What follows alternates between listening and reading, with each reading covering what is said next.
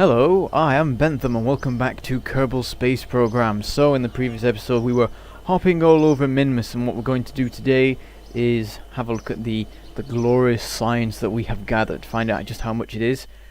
Wow, we have 563 science from Minmus. Let's go find some stuff to buy with. Oh, hello. There we go. Bit of a weird thing happened there with that, so we'll scroll down a bit so we can see everything. Okay, what? So these cost 160, so we can get... Oh, we can't actually get all of them. We can get 3 of these, or we could get one of these and one of these better ones and then one of these and still have plenty of science left. Well, what do we have here? We've got bigger landing legs and drogue chutes. We've got stuff for building probes. Now that might be useful for that thing that I came up with in the last episode, where we send science stuff back in little self-controlled packs that can return to Kerbin and deliver the science. But I don't know, that's going to be a big project if there is one. Just working out how to get it to work, if it even does. Plane bits, that's definitely something to consider. And then various different probes and things. I would quite like to get these because this lander can is particularly useful. And also at the moment we can't have a ship with more than one person in it unless we have a science lab or just like multiple pods attached because of the weird stuff that we currently have available. So that's a priority. This will be the nuclear engine. So if I get these, I'll be able to buy that, and that will definitely be awesome. How much does this stuff? We could even buy this equipment. We could buy the 3-meter tanks now with the science we have. So looking at here, we've got a smaller docking clamps and a couple of structurally things. And over here we've got some supersonic planey things. And then here the solar panel. That's definitely going to be helpful. Some science equipment here. Some rover equipment. I'm feeling like doing some rover stuff, but I think we need to get all the science equipment before we start with that properly. So what we will do, we'll get one of the small things at least, because that makes sense. We'll get these pods and things, and also there's this as well. What's this? That's a couple more pods, escape systems, stuff like that. That's definitely useful. I want to get the nuclear engine, but I don't think we should quite get it yet. That's for when we're going interstellar. Well, not interplanetary, and we're not quite there yet. We're going to do a bit more moon and Minmus stuff, and we're going to try catching some asteroids before we travel to Juno or anything like that, I think. Maybe we could just start now. What else do we have available? I'm gonna buy some more science equipment, I think. Yeah, I'll do that. And then that should unlock more electric bits. And then there's the final 2 bits of science equipment. So once we've got those, we can start going to certain locations and doing all the science that we can possibly do there, which would be nice. Because at the moment we're doing half the science in a bunch of places, and we're going to have to go back and do the other half if we want to get the most out of it. Anyway, that's all the science that we can spend right now. So now I'm going to build a thing. I think I'm going to try building some sort of vehicle of some description, and then I'll get back to you with that. Okay, over and out.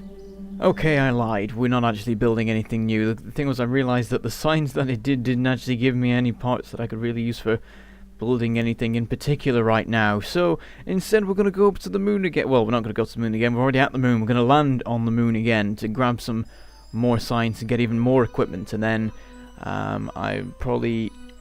we'll do something big next episode with some more new parts once we've acquired them.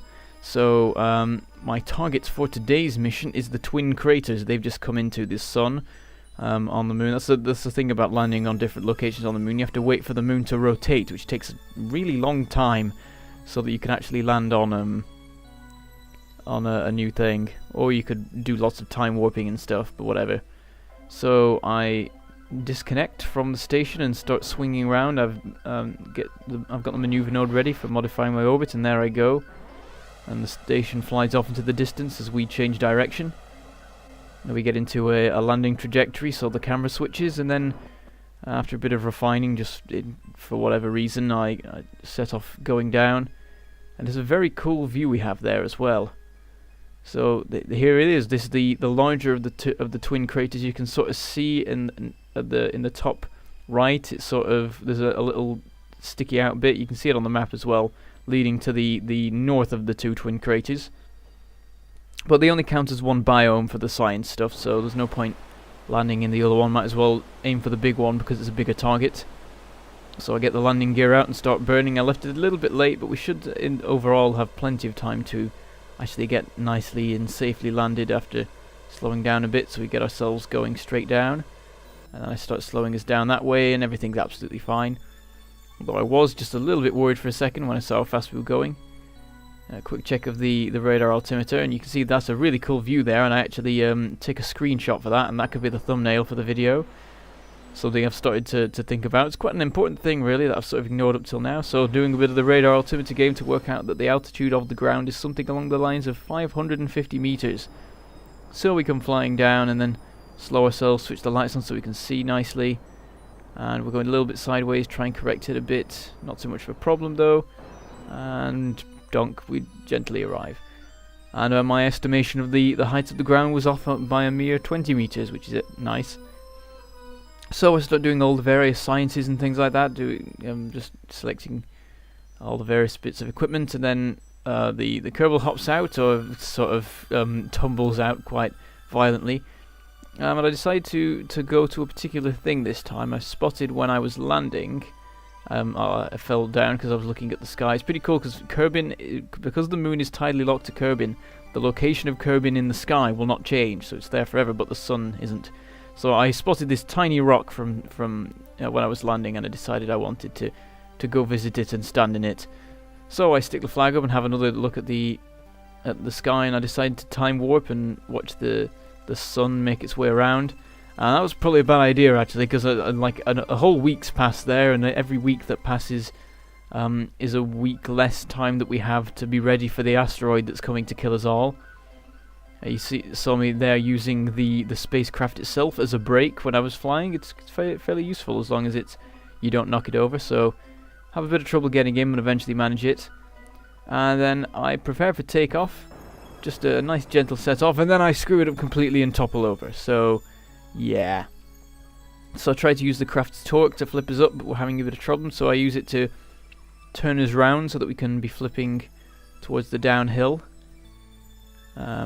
Still don't manage it, try gears in and out, and then I remember that this thing has RCS, so I can just use that to right myself, and then use the landing gear to get ourselves back into the right position, and then try again, and gets a little bit of goo science done, though it barely does anything. I'm not even sure if there's a transmission value, but I try and remember which way I'm supposed to point in, and I eventually work it out, and I set off, getting us an apoapsis of 10 kilometers, and once that's done we will have a cool look at all the cinematicness. There's a lot of cool shots in this video actually, of the moon and Kerbin and the sun interacting and things, and the spacecraft. So we get up to 10 kilometers and we start burning again to get ourselves into an orbit, and as soon as we've got that we start working out the maneuver to rendezvous with the station. Let's do a bit of fiddling and work out the right way to do it so that we encounter it and we also are on the same plane. So I get that sorted, and then get in position, warp all the way over to it, and try and find an angle where you can actually see the craft a decent amount. It's kind of difficult in the dark, but we get the burn done. Bit of fine tuning to make sure it's just right. And then we get rid of the maneuver node, and I can see that we're not quite going high enough with the apoapsis, so I'll make a quick tweak there, and then around we swing. And because of the positioning, we want to warp around about twice so that we can properly rendezvous, but I screw it up a little bit because I end up so that we're going to overtake, and I do the adjustments a bit too far around the orbit, so it's a little bit fiddly, but not too much of a problem. So we swing around a bit more and we sort of overtake it, and then it catches us up again because of the slightly fiddly thing that I did.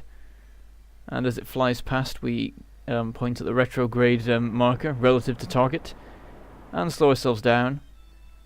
Start drifting towards it and get ourselves into position.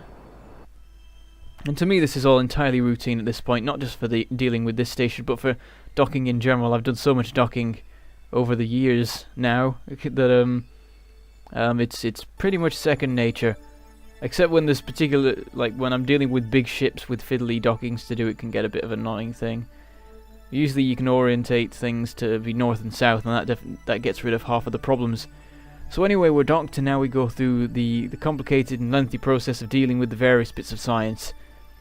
Yeah, processing everything and transmitting everything, and I'm a bit annoyed by the whole way that system works, honestly, because you have the buttons jump about. So in one thing, the button for process data will be somewhere, and then in the next one that will be the store button, and then in another one it will be the transmit button, and it gets really confusing because you want to transmit some stuff and process other things, and you don't want to accidentally press keep on them, which is a bit of a pain, really. And it's not a major thing, but you know, devs, if you're watching for whatever reason this video that has like 50 views, is it even that? I don't know.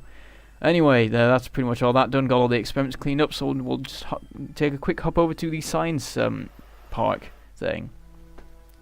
And after a quick bit of deliberation, I decide on plane bits. So in the next episode, we will do planes, and we will get some signs from them, and that will be lovely and glorious and nice. So until then, I should say goodbye, everybody. See you.